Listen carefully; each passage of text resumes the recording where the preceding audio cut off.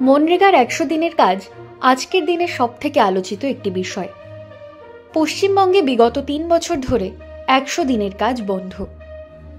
২০২১ সালের ডিসেম্বর মাসে রাজ্য সরকারের বিরুদ্ধে ব্যাপক দুর্নীতির অভিযোগে মনরেগা আইন ২০০৫-এর ২৭ নম্বর ধারাকে সামনে এনে কেন্দ্র সরকার ১০০ দিনের কাজ অনির্দিষ্টকালের জন্য বন্ধ করে দেয় এবং শ্রমিকদের মজুরিও আটকে রাখে।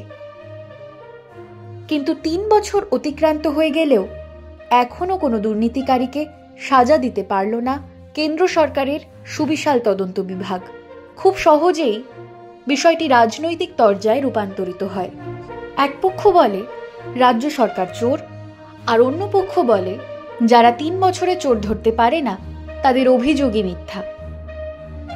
এই তরজায় বঙ্গ রাজনীতি সরগরম থাকলেও পেটে লাথি পড়ল শ্রমিকদের, যারা সৎভাবে মেহনত করে নিজেদের কাজ করে গিয়েছিল।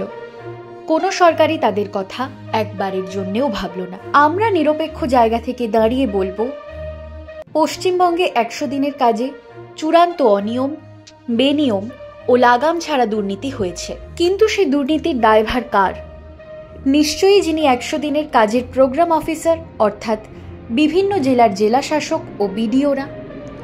কিন্তু আজ পর্যন্ত এই বিষয়ে কোনো জেলা শাসক বা বিডিওকে সাসপেন্ড করা হয়েছে কি? যাদের নাকের তলা দিয়ে দুর্নীতির হাতি গলে গেল, তারা কিন্তু এখনো নিশ্চিন্তে নিজেদের মাসোহারা পেয়ে যাচ্ছেন। কিন্তু মার খাচ্ছে সাধারণ শ্রমিকেরা, যাদের দুর্নীতির সাথে কোনো প্রত্যক্ষ সম্পর্কই নেই।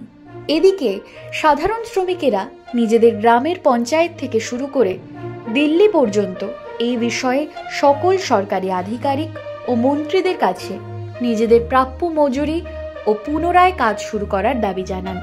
দিল্লির যন্তর মন্তরে ৫০ দিনের জন্য লাগাতার ধর্নায় বসে থাকেন, কিন্তু বকেয়া মজুরি দেওয়া বা পুনরায় কাজ শুরু করার বিষয়ে কেউই কোনো সদুত্তর দিতে পারে না।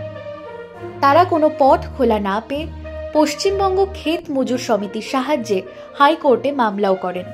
সেই মামলা এখনো চলছে।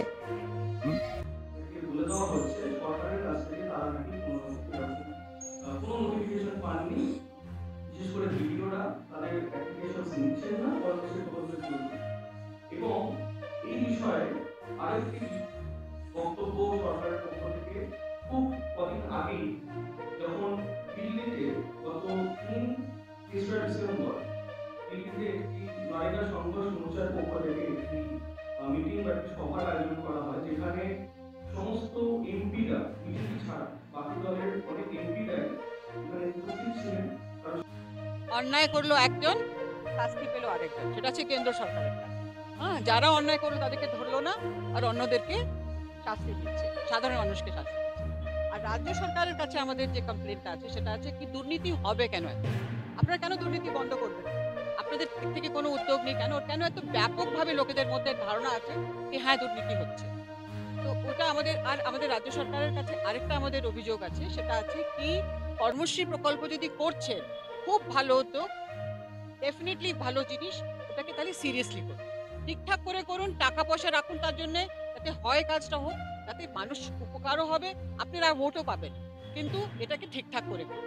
তো আমাদের অভিযোগ যেটা আছে সেটা দুই সরকারের বিরুদ্ধে। দুটো সরকারই কিন্তু anti people, anti poor, anti working class কাজ করেছে এখানে। রাজনৈতিক দল হিসাবে আপনারা বিজেপিকে কাঠগড়ায় করছেন, রাজ্য বিজেপি দায়ী রয়েছে।